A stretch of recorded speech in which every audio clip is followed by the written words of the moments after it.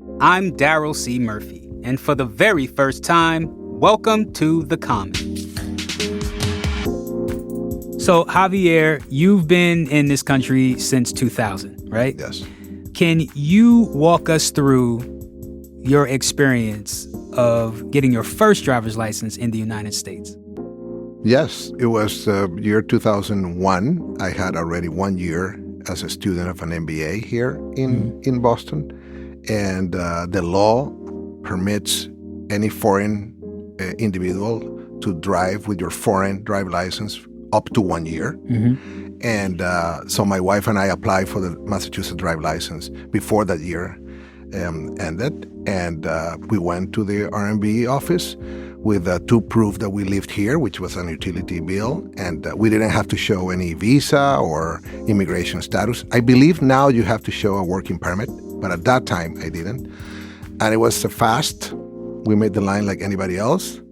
And we have our driver's license approved right on the spot with the medical examination. Where was the first place you drove to? I think it was with the driver's license. Yeah. Taking my kids to school, I believe. I mean, it was 22 years ago, but I do remember being happy. Yeah. Because it was the first local ID in addition to our passport. Election day is tomorrow, which is probably not news to you.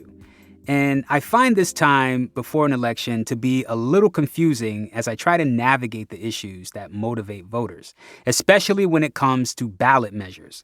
So a few days ago, I sat down with Javier Marin, CEO and publisher of El Planeta, a news outlet dedicated to the state's Latino community. I wanted to talk to him about Massachusetts ballot question 4, which asks voters whether or not to repeal a law that will allow undocumented residents to obtain a driver's license come July 2023. Now, as you might imagine, question 4 has some heavy implications for Massachusetts residents from all over the world. In particular, the region's growing Latino community, which makes up the largest share of the state's undocumented residents.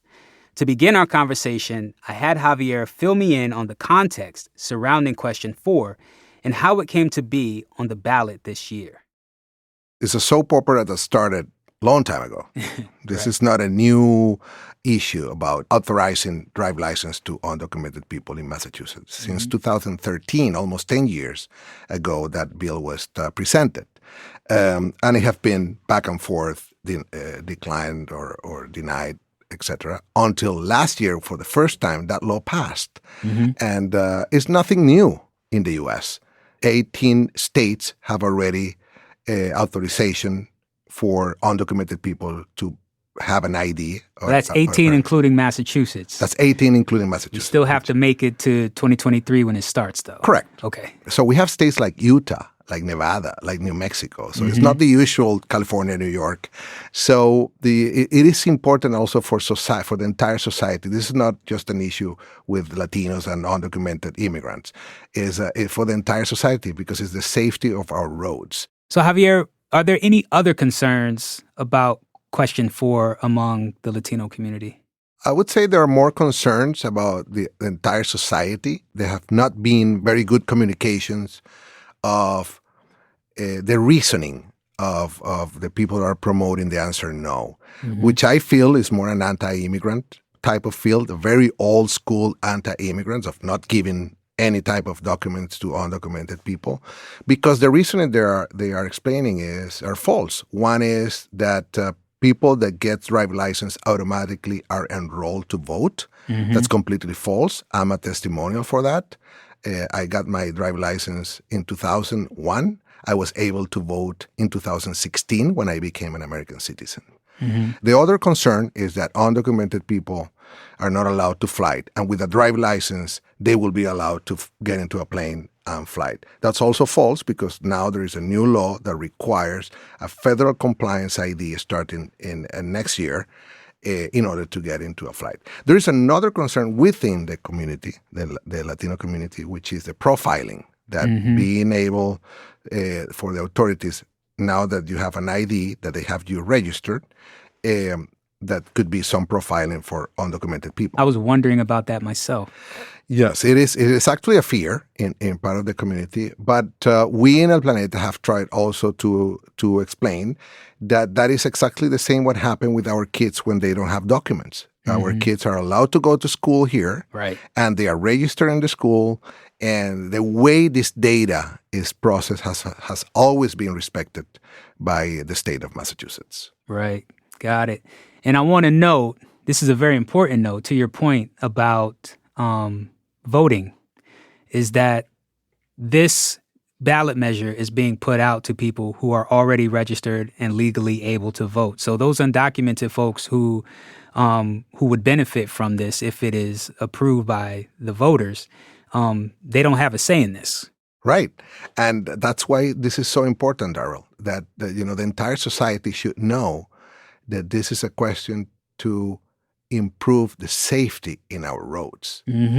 And it's proven by fact. So whatever other reasoning, it has to come from anti-immigration feelings. That's still, unfortunately, happening in the state. It's minor and minor because, remember, this law passed, even with the veto of the governor, Baker. It Overrode the passed. veto, yep. So the majority of our leaders understand that this is a safety issue and not an immigration issue. And also, we're in the middle of this historic election. The Democratic candidate for governor, Maura Healey, would be the first woman elected to state governor, also the first person who is openly a part of the LGBTQ community.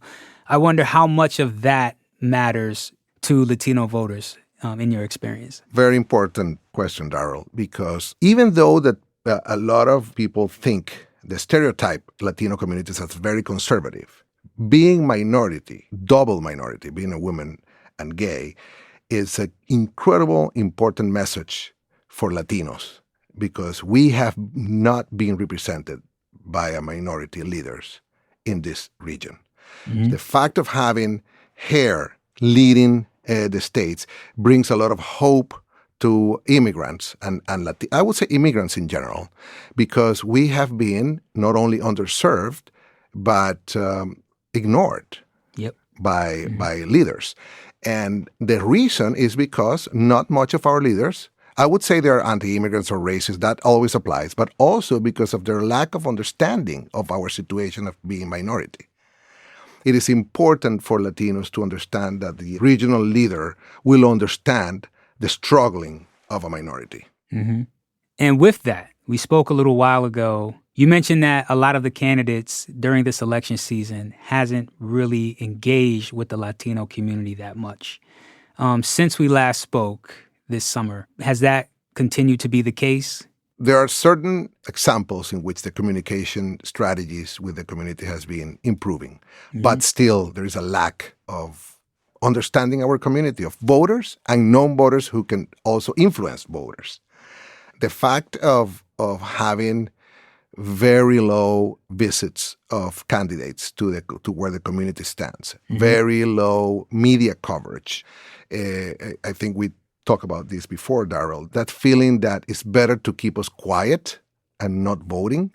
But at the same time, the community is reacting to that, is supporting candidates that are doing a better communication strategy with the community.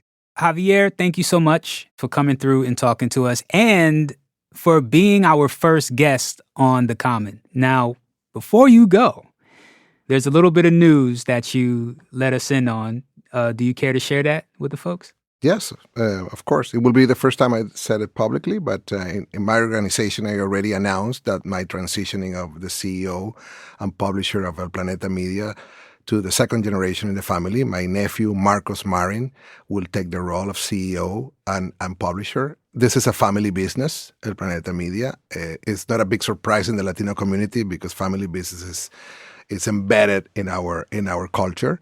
It represents, a long commitment with our purpose, which is not only being a for-profit entity, but making an impact in the community. Well, let me ask you this. What are your hopes for the journalism of El Planeta as you make this transition? All good. All good. I have seen it, how the young generation has taken over the operations of the company. And I'm happy to see a multilingual journalist passionate about what we do. I didn't see that 5 years ago. Now the kids in my family are saying, I want to work for you, Uncle. We want to make a change. There's a purpose here that we want to support. And at the same time, the company grows. Well, Javier, as always, it's been a pleasure, and we definitely look forward to you coming back, and we definitely look forward to meeting Marcos. So thank you. Thank you again, Darryl. That was Javier Marin, CEO and publisher of El Planeta.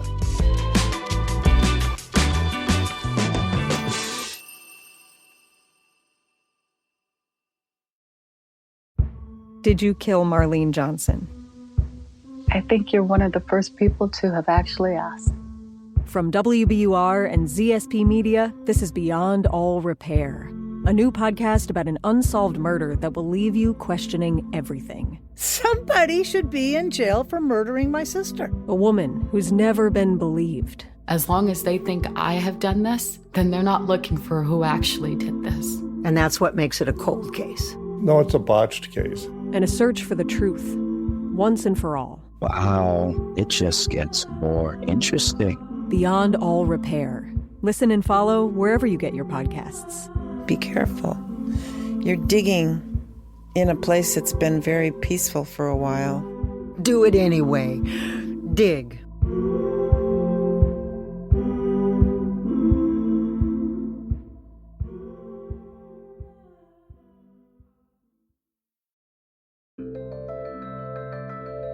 Hey, before we go, I want to say thanks for listening to our first episode. It means a lot, and I really hope you stick with us.